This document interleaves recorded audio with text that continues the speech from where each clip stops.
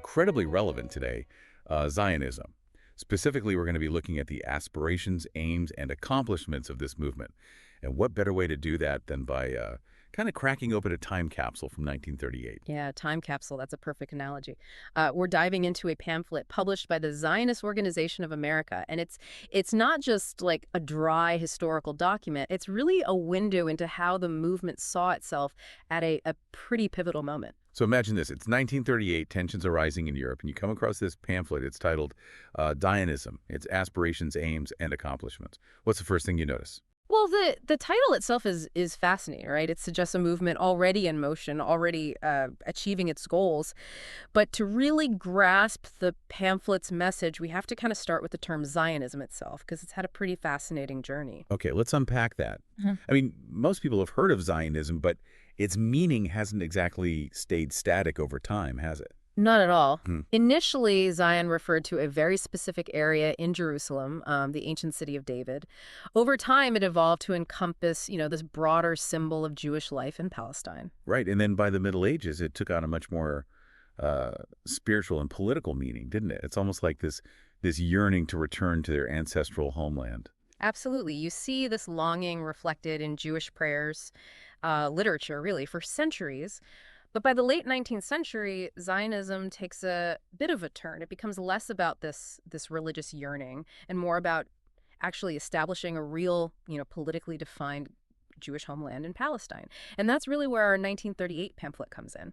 Yeah, and it's advocating for a very specific vision, and it's interesting to consider the historical context here. This shift toward a more secular political Zionism happens alongside the reform movement in the 19th century. Yeah. And they were trying to make it easier for Jewish communities to assimilate into European society. You hit the nail on the head, and in many ways, Zionism emerges as this kind of counter movement to assimilation. It wasn't about blending in, it was about revitalizing Jewish identity through a national homeland. It was about creating a future grounded in self-determination. Which kind of begs the question, why Palestine? Yep. Why not somewhere else? I mean, and this pamphlet is surprisingly direct in addressing that very question.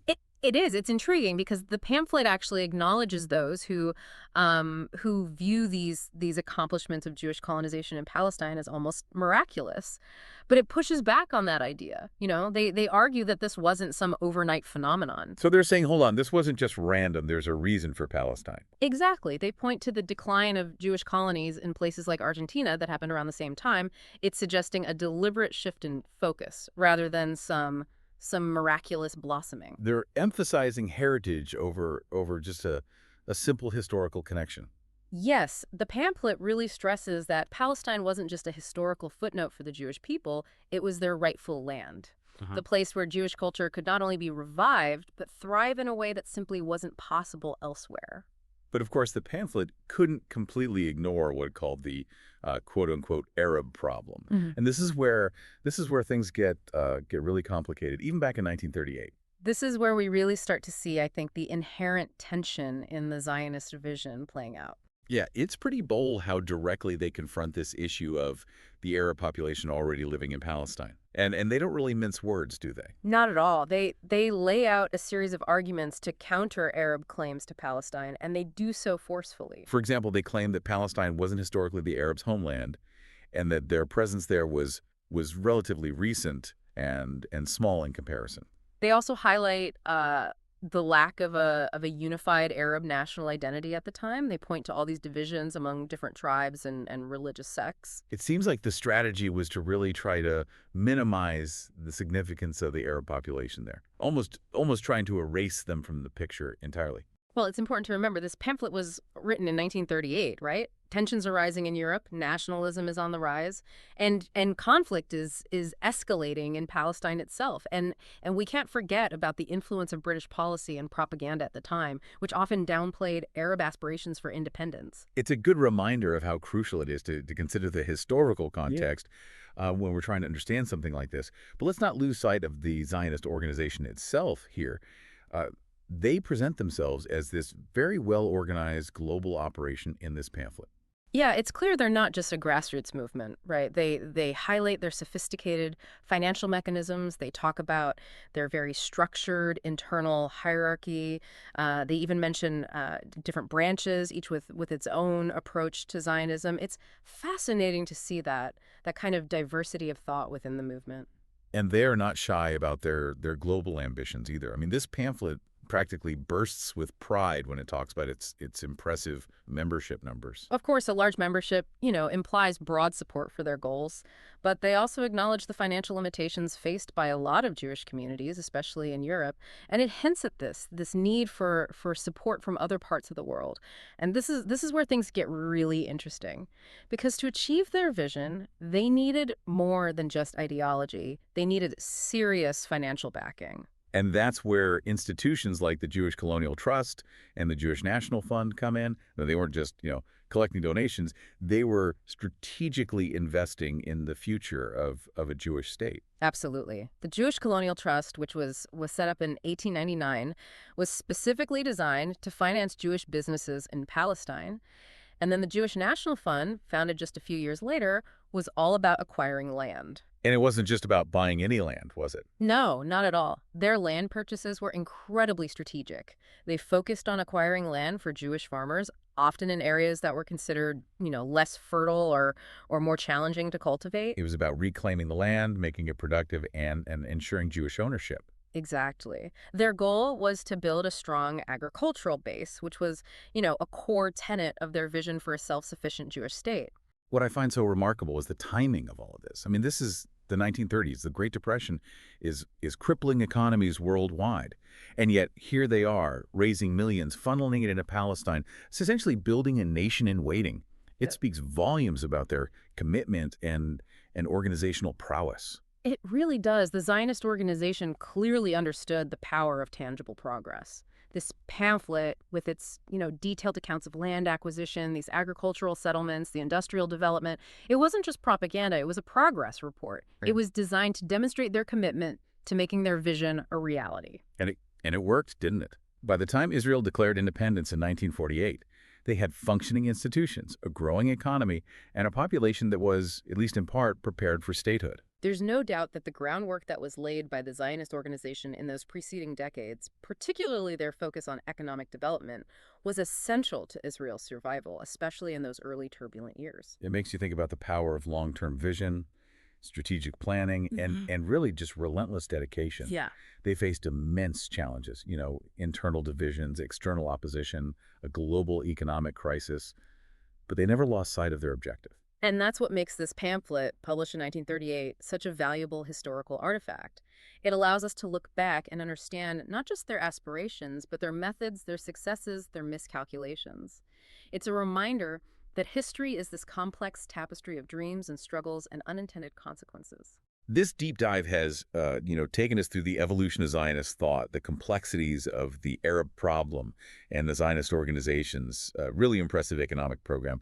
But if there's one thing I hope you take away from all this, it's the importance of historical context. This pamphlet, with all its nuances and contradictions, you can't understand it in isolation. It's a product of its time. It's shaped by the political realities of the 1930s, the shadow of rising fascism in Europe and the growing tensions in Palestine. We have to engage with these historical sources critically. We have to understand the forces that shape them if we truly want to learn from them. Absolutely.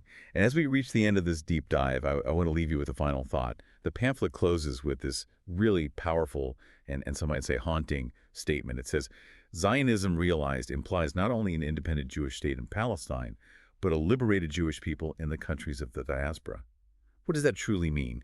A liberated Jewish people outside of a Jewish state. How has that vision, that aspiration, unfolded in the decades since? It's a question worth pondering. It's a question that continues to spark debate and reflection even today. It's easy to look back at these historical documents and judge them through a modern lens, but I find it far more interesting to try to understand how these arguments were perceived in their own time. Absolutely. And in this case, the pamphlet's proposed solution, to the so-called Arab problem really highlights that need for nuanced understanding. Yeah. So what did they actually envision back in 1938? Well, it's interesting because they don't advocate for, expulsion or violence. Instead, they outline this two-pronged approach that's really centered around establishing a Jewish state. Okay. They believed that with enough, global support and continued effort, a Jewish majority could eventually be achieved in Palestine. So their ideal scenario was a Jewish commonwealth that also included Arab citizens. Precisely. But they also acknowledged that achieving a Jewish majority might not be immediately feasible. So they offered an alternative: partition. Dividing Palestine into two states. Yes, a separate Jewish state alongside an Arab state, but with a crucial caveat. They believed that the Jewish state should be granted, enough territory to accommodate a significant Jewish population. Hmm. Looking back now, it's easy to see how these two options, a Jewish majority or partition, played out in incredibly complex and often tragic ways. Yeah, it's a stark reminder that even the best intentions can have really unforeseen consequences. And it seems they anticipated some pushback even back then, because they dedicate a significant portion of this pamphlet to explaining why a Jewish commonwealth in Palestine would benefit everyone, not just, Jewish people. They argue, rather optimistically, that a Jewish state, with its focus on economic development, modernization, would become this beacon of progress for the entire region, ultimately benefiting Arabs as well. They even compare a potential Jewish state to Montenegro, which I found kind of fascinating. Why Montenegro, of all places? It is a curious comparison, right? But at the time, Montenegro was this small, relatively new country. The pamphlet uses it as an example of how even a small nation can wield influence on the global stage. Their argument is that a Jewish commonwealth in Palestine, regardless of its size, could hold a similar position of global importance, particularly in diplomatic circles. So they're not just thinking about creating a safe haven. They're envisioning a nation that commands respect on a global scale. And this ambition wasn't just limited to the Middle East. I mean, the pamphlet suggests that a Jewish state in Palestine would have ripple effects throughout the entire Jewish diaspora.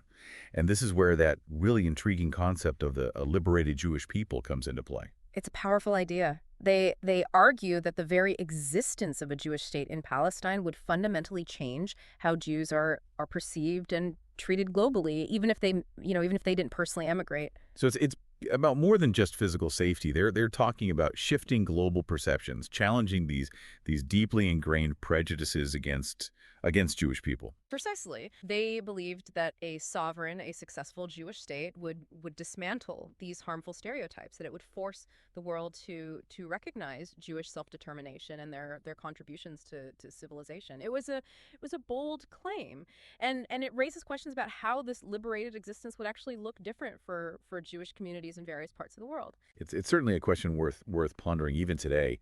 How has that vision played out in the decades since?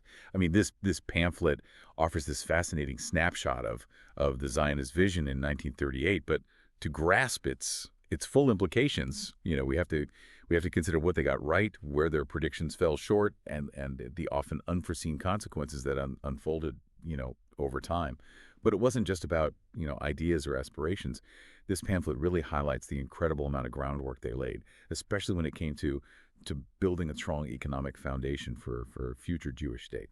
Their economic strategy was nothing short of remarkable. They were channeling significant resources into Palestine even decades before the establishment of Israel. And on that note, I think it's time we delved into the economic engine that would power the Zionist dream. But before we shift gears here, I'm curious, what stands out to you as the most significant takeaway from this section of the pamphlet? It's easy to get caught up in all the ideological debates surrounding a movement like Zionism, but what always strikes me is just the sheer amount of practical groundwork involved. I mean, this pamphlet really drives home how the Zionist organization wasn't just dreaming big, or they were laying the economic foundation for a nation state brick by brick. They understood that economic independence was absolutely crucial for political sovereignty, and their strategy was incredibly forward-thinking. They created these institutions specifically designed to channel resources into Palestine even decades before the establishment of Israel. Yeah, we touched on the Jewish Colonial Trust and the Jewish National Fund earlier. But I'm curious to dive a little deeper. How exactly did they function as as these economic engines for the Zionist movement? Well, think of them as these specialized tools for nation building, right? Yeah. The Jewish Colonial Trust, which was established in 1899, that was like their financial engine. It provided credit and investment capital specifically for Jewish businesses and agriculture in Palestine. It was about creating this self-sustaining economic ecosystem. And then you had the Jewish National Fund, founded just a few years later, which focused specifically on acquiring land. It wasn't just about buying any land, though, right? Oh, absolutely not. Their land purchases were incredibly strategic. They focused on acquiring land for Jewish farmers, often in areas that were considered, less fertile or more challenging to cultivate. It was about reclaiming the land, making it productive, and ensuring Jewish ownership. Exactly. Their goal was to build this really strong agricultural base, which was, a core tenet of their vision for a truly self-sufficient Jewish state. What I find so remarkable is the timing of all this. I mean, this is the 1930s. The Great Depression is crippling economies worldwide, and yet here they are raising millions, funneling it into Palestine, essentially building like a nation in waiting. It really speaks volumes, I think, about their commitment and organizational prowess. It really does. The Zionist organization understood the power of tangible progress. I mean, this pamphlet with its, detailed accounts of land acquisition, these agricultural settlements, this industrial development, it wasn't just propaganda. It was a progress report. It was designed to really demonstrate their commitment to making their vision a reality. And it worked, didn't it? By the time Israel declared independence in 1948, they had functioning institutions, a growing economy, and a population that was, at least in part, prepared for statehood. There's no doubt that the groundwork that was laid by the Zionist Organization in those preceding decades, particularly their focus on economic development, was really essential to Israel's survival, especially during those early turbulent years. It makes you really think about the power of long-term vision, strategic planning, and really just relentless dedication. They faced immense challenges, internal divisions, external opposition, a global economic crisis.